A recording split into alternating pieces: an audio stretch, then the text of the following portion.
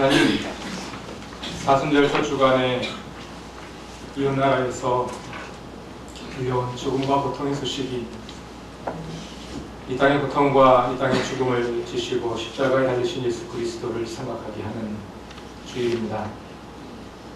온 세상이 어수선하고 불안해하는 이때에 우리는 눈을 들어서 하나님을 바라봅니다. 그리고 주님께서 주시는 말씀에 귀를 기울입니다. 오늘도 우리에게 말씀하여 주옵소서.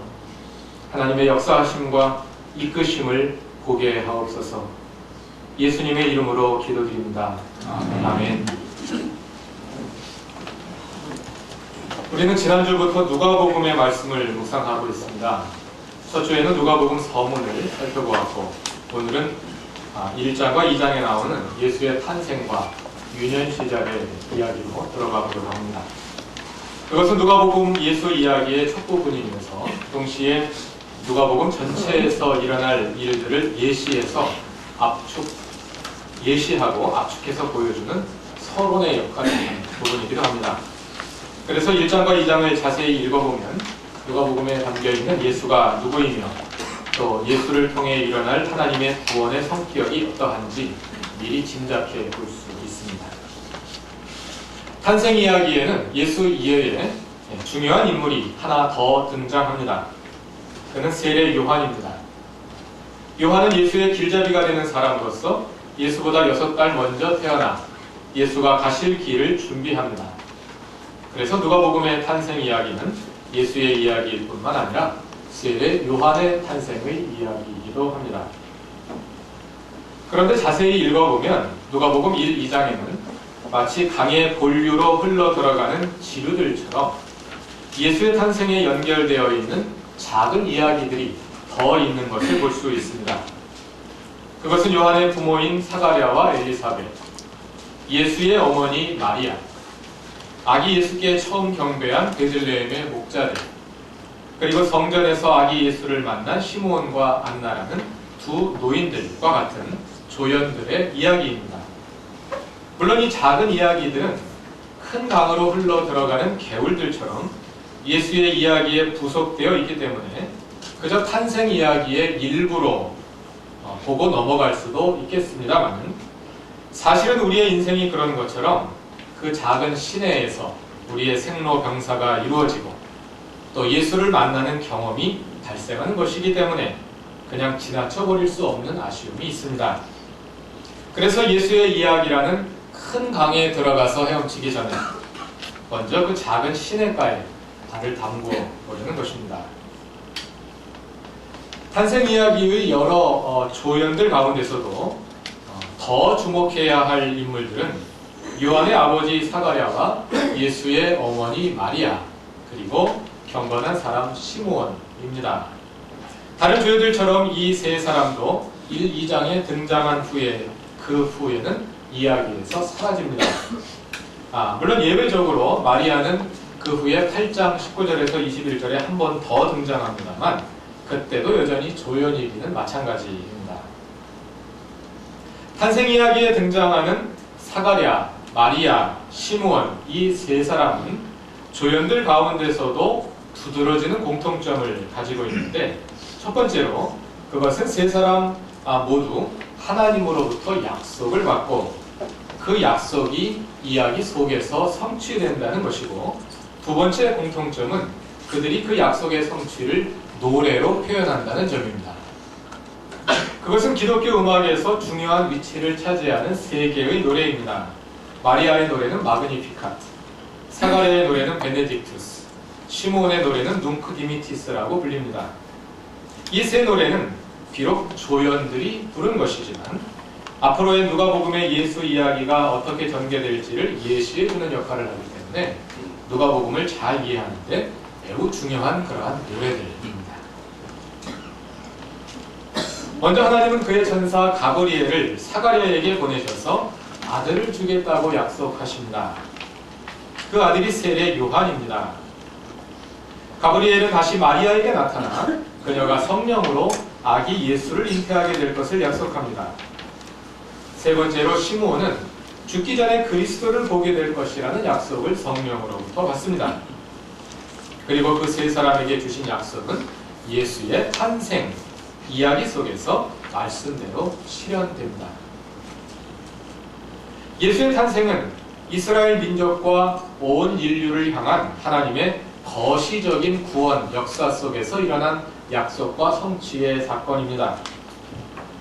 누가는 예수의 탄생을 이러한 거시적인 관점에서 역사의 큰 물줄기에서 일어난 사건으로 그릴 뿐 아니라 미시적인 관점에서 사가랴와 마리아와 시므온이라는 세 사람의 개인사 속에서, 즉 작은 개울 속에서 일어난 사건으로도 그리고 있는 것입니다.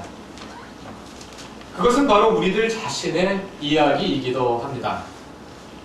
우리는 삶의 작은 개울 속에서 하나님을 만나고 그분의 약속을 받고 또 그 약속이 성취되어가는 작은 이야기들을 우리의 이야기 속에서 그리고 그 조연들의 삶 속에서 발견하게 되는 것입니다. 그 이야기들의 공통점은 하나님께서 친히 계획하시고 주도하셔서 그 뜻을 이끌고 나가신다는 것입니다. 하나님께서 약속을 주시고 친히 그 약속을 이루어 가시는 것입니다. 따라서 이 이야기들을 읽으면서 우리가 주의 깊게 보아야 할 것은 하나님의 그 주도하심이 어떤 양상으로 이야기 속에서 전개되고 있는가, 그리고 그 주도하심에 등장인물들이 어떻게 반응하는가입니다. 거기에서 그 사람의 신앙이 드러나며 또 그러한 이야기들은 우리가 어떻게 하나님의 이끄심에 반응해야 할지, 무엇에 힘써야 하고 무엇을 주의해야 할지를 가르쳐주는 모범들이 되기 때문입니다. 이 세 사람 중에 누가복음에 가장 먼저 등장하는 사람은 사가랴입니다. 사가랴는 제사장이고 그의 아내는 엘리사벳인데 그들에게는 아이가 없었습니다. 사가랴는 차례가 되어 성전에 분향하러 들어갔다가 천사 가브리엘을 만납니다. 천사가 그에게 한 말이 13절 이하에 기록되어 있습니다. 13절을 함께 찾아보겠습니다.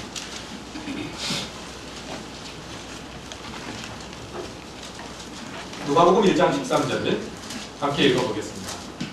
천사가 그에게 말하였다. 사가랴야, 두려워하지 말아라. 내 간구를 주님께서 들어주셨다. 내 아내 엘리사벳이 너에게 아들을 낳아줄 것이니 그 이름을 요한이라고 하여라.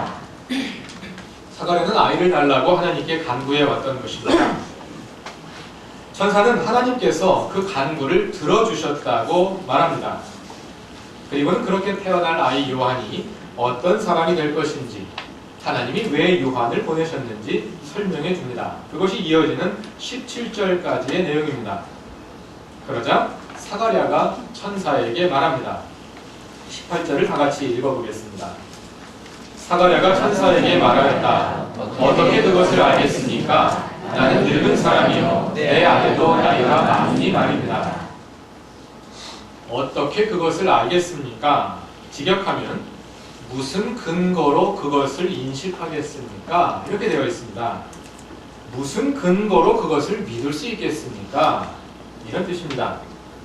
13절이 보여주는 것처럼 사가랴는 지금까지 아이를 달라고 하나님께 간구해 왔습니다. 그러나 아이는 없었습니다. 그러는 사이 두 사람은 이제 나이가 들어서 더 이상 아버지의 역할도 어머니의 역할도 할 수 없는 상황이 된 것입니다. 사가랴의 대답은 그러한 연속된 좌절로부터 나온 것입니다.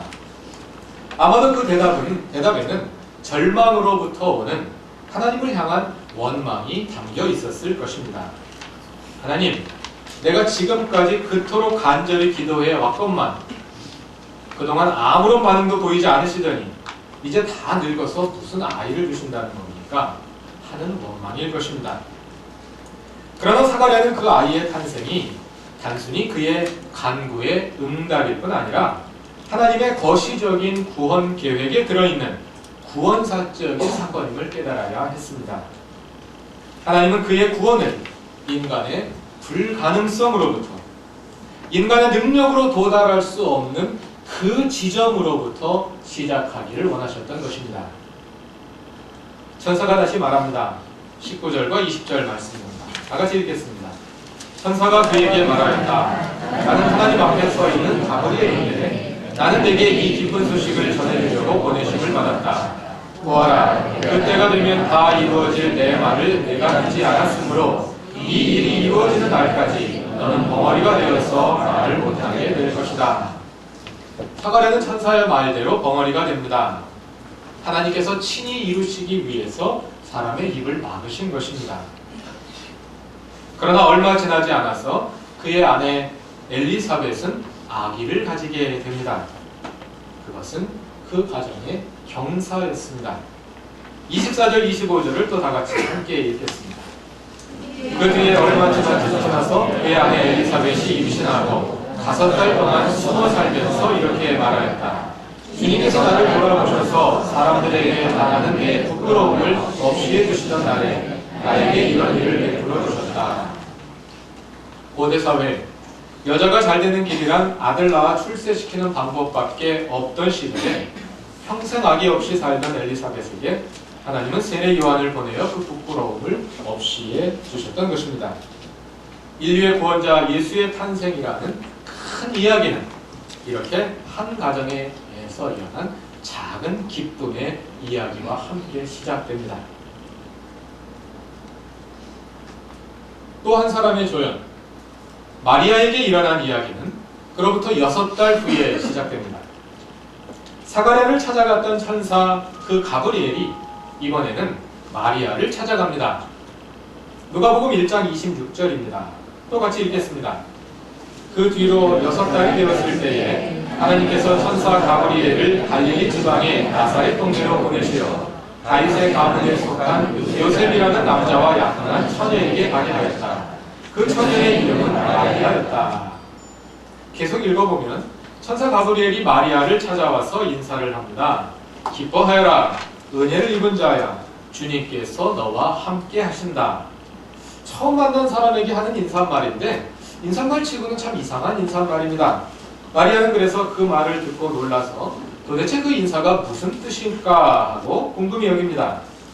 천사는 13절에서 사가랴에게 두려워 말라 하고 말한 것처럼 30절에서 마리아에게도 두려워하지 말라고 말합니다. 그리고 사가랴에게 요한의 잉태를 예고한 것처럼 마리아에게 예수의 잉태를 예고합니다. 두려워하지 말아라 마리아야, 너는 하나님의 은혜를 입었다. 보아라, 내가 잉태하여 아들을 낳을 테니 그 이름을 예수라고 하여라. 그리고 천사는 사가랴에게 요한이 어떤 사람이 될 것인지 설명해 준 것처럼 이번에는 마리아에게 예수가 어떤 분이신지를 설명해 줍니다. 그러자 사가랴가 반응한 것처럼 마리아도 천사에게 묻습니다. 34절입니다. 다 같이 읽어보겠습니다. 나는 남자를 알지 못하는데 대답만 나는 남자를 알지 못하는데 어떻게 이런 일이 있겠습니까? 얼핏 보면 18절에 나오는 사가랴의 반응과 비슷합니다. 사가랴는 뭐라고 대답했습니까? 내가 어떻게 그것을 알 수 있겠습니까? 마리아는 어떻게 이런 일이 있겠습니까? 얼핏 보면 비슷한 반응입니다. 그러나 마리아의 질문은 원망으로부터 나온 것도 아니고 불신으로부터 나온 것도 아닙니다. 그냥 이해가 안 돼서 물은 겁니다. 여자 혼자서 아이를 가질 수는 없는 일 아닙니까? 그래서 물어본 겁니다. 그러자 천사는 마리아에게 친절하게 설명해 줍니다. 35절에서 37절을 또 다 같이 읽겠습니다. 천사가 마리아에게 대답하였다. 성령이 그대에게 임하시고 더없이 높으신 분의 능력이 그대를 감싸줄 것이다. 그러므로 태어날 아기는 거룩한 분이요 하나님의 아들이라고 불릴 것이다.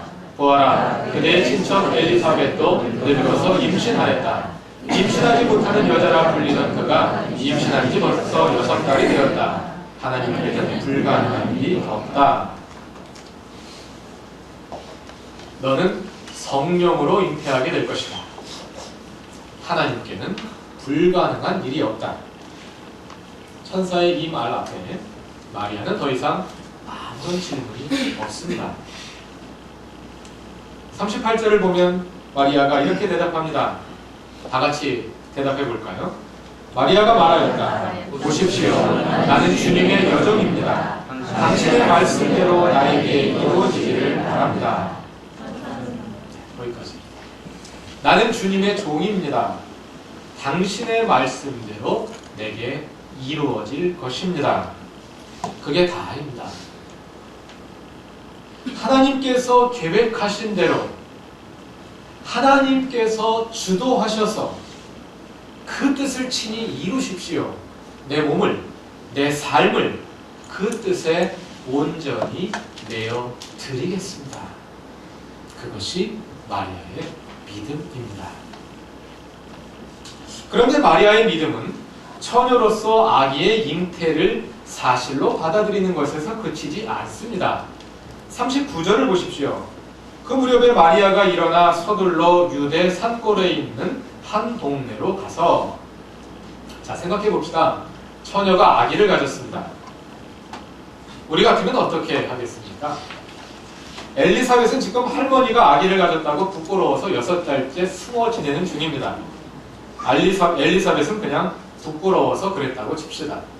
하물며 마리아는 지금 부끄러움 정도가 아니라 사회적으로 매장될 위기에 처했습니다. 스캔들입니다. 그런데 마리아에게는 그런 두려움이 전혀 없습니다. 하나님께서 하시는 일이기 때문입니다. 하나님께서 내게 이루시는 일이 너무 크고 놀랐기 때문에 사회적인 통념이 그 기쁨을 막지 못하는 것입니다. 마리아는 그 몸으로 나사렛을 떠나 유대 지방으로 여행을 합니다. 집에 조용히 숨어 지내도 모자랄 판에 다른 지역으로 지금 여행을 하고 있는 것입니다. 그리고는 친척이자 세례 요한의 어머니인 엘리사벳을 찾아가서 만납니다. 그리고 그곳에서 마리아가 부른 노래가 바로 마그니피카트, 마리아의 찬가입니다. 오늘 함께 읽은 본문입니다. 이 노래에서 마리아는 한 비천한 여정을 보살펴 주신 하나님의 구원을 노래합니다. 이 노래에서 마리아는 메시아의 어머니로서보다는 그 구원의 대상으로 나타납니다. 또 그녀는 힘없는 한 여인이자 동시에 고난 가운데 있는 이스라엘 전체를 대표하는 인물이기도 합니다. 마리아의 노래는 세 부분으로 나누어 이해할 수 있습니다. 먼저 46절부터 49절까지 함께 읽어보겠습니다. 내 영혼이 주님을 찬양하며 내 마음이 내 구주 하나님을 좋아하는 그가 이 여정의 비천함을 보살펴 주셨기 때문입니다. 이제부터는 모든 세대가 나를 행복하다 할 것입니다. 힘센 분이 나에게 큰 일을 하셨기 때문입니다. 그의 이름을 거룩하고 그의 자비하심은 그를 두려워하는 사람들에게 대대로 있을 것입니다. 마리아는 먼저 하나님을 찬양하면서 그 이유를 두 가지로 제시합니다. 하나는 48절에 그가 이 여정의 비천함을 보살펴 주셨기 때문입니다. 또 다른 하나는 49절에 힘센 분이 나에게 큰 일을 하셨기 때문입니다. 하나님께서 여정의 비천함을 돌보아 주셨다. 하나님께서 나에게 큰 일을 하셨다. 같은 말을 대꾸로 반복한 것입니다. 그럼 하나님께서 비천한 여인 마리아에게 하신 큰 일이란 무엇일까요? 그것은 51절부터 53절까지 그리고 54절부터 55절까지 두 가지 일로 나타나고 있습니다. 첫 번째 일은 51절에서 53절에 나옵니다. 또 다 같이 읽어보겠습니다. 그는 그 팔로 권능을 행하시고 마음이 교만한 사람들을 흩으셨으니 제왕들을 왕자에서 끌어내리시고 비천한 사람을 높이셨습니다. 줄인 사람들을 좋은 것으로 배부르게 하시고 구한 사람들을 빈손으로 떠나보내셨습니다. 하나님이 행하신 첫 번째 일은 교만한 자들을 흩으신 것입니다. 높은 자들을 끌어내리시고 낮은 자들을 높이신 것입니다. 가난한 자들을 좋은 것으로 배부르게 하시고 부자들을 빈손으로 보내신 것입니다. 그리고 하나님께서 행하신 두 번째 일은 아브라함에게 하신 약속을 기억하시고 그의 백성 이스라엘을 구원하신 것입니다. 54절, 55절의 내용입니다. 또 다 같이 읽어보겠습니다. 그는 자기를 기억하셔서 자기의 종 이스라엘을 도우셨습니다. 우리 조상들에게 말씀하신 대로 그 자비는 아브라함과 그 자손에게 영원토록 이 노래에서 마리아는 천한 사람들과 가난한 사람들을 대변하며 동시에 천하고 가난한 처지에 있는 이스라엘 전체를 대변합니다. 이틀 전 일본 동북부에서 일어난 지진과 쓰나미로 인해서 일본 전체에 불안과 공포가 엄습하고 있는 것처럼, 그리고 그 불안과 공포가 이웃 나라에게까지 전달되어 오고 있는 것처럼 예수께서 오시던 때 이스라엘은 연이은 전쟁과 제국의 지배하에서 재앙과 같은 삶을 살고 있었습니다. 예수의 오심은 그러한 사람들을 위한 복음이었습니다. 예수는 낮은 곳으로 오셨습니다. 왜 낮은 곳으로 오셨을까요? 지난해 말에 우정부 선교사님이 오셨을 때 하셨던 설교를 기억합니다. 예수께서 낮은 곳에 오신 이유는 낮은 곳이 접근성이 뛰어나기 때문이라는 말입니다. 높은 곳에는 특별한 사람들만 접근할 수 있지만 낮은 곳에는 모든 사람들이 다 접근할 수 있기 때문입니다. 그러나 이 말은 높은 곳에 있는 사람들에게는 불편한 이야기입니다. 예수를 만나기 위해서 굳이 낮은 곳으로 내려오는 수고를 해야만 하기 때문입니다. 맞습니다. 예수는 높은 곳을 기준으로 세워져 있는 이 세상 질서에 역행하여 낮은 곳을 중심으로 새로운 질서를 세우시는 분입니다. 그래서 예수의 오심이 높은 곳에 있는 사람들에게는 복음이 아니라 불편한 소식이거나 심지어는 재앙으로 다가올 수도 있습니다. 예수가 우리에게 복음이 되게 하기 위해서 우리는 낮은 곳에 있어야 합니다. 낮은 곳으로 내려가야 합니다. 낮은 곳에 가야 예수를 만날 수 있고 낮은 곳으로 가야 복음을 들을 수 있습니다. 우리가 낮은 곳에 있을 때 비로소 복음, 즉 기쁜 소식이 될 수 있는 것입니다. 하나님이 이 종의 비천함을 돌아보셨습니다. 권능의 하나님께서 가난한 나에게 큰 일을 행하셨습니다. 이 고백이 우리의 고백이 될 수 있기 바랍니다. 다 같이 기도드리겠습니다. 하나님, 주님께서는 높은 곳으로 임하지 않으시고 가장 낮은 곳으로 임하셨습니다. 그 낮은 곳에 있던 사람들이 주님을 만났습니다. 그 주님을 만난 이야기가 예수의 큰 이야기에 흘러들어가는 작은 개울처럼 성경에 기록되어 우리의 가슴을 울립니다. 하나님, 우리도 우리의 그 작은 삶의 개울들 속에서 그 낮은 곳에서 주님을 만나기 원합니다. 우리의 마음을 낮은 곳에 두게 하여 주시고 우리의 삶이 끊임없이 낮은 곳으로 내려가는 실천이 우리에게 있게 하여 주옵소서. 낮은 곳에 임하신 그 주님의 오심을 우리가 복음으로 기쁜 소식으로 맞아들이기 원합니다. 그 복음에 함께 참여하는 우리 모든 성도들이 되게 하여 주옵소서. 예수님 이름으로 기도드립니다. 아멘.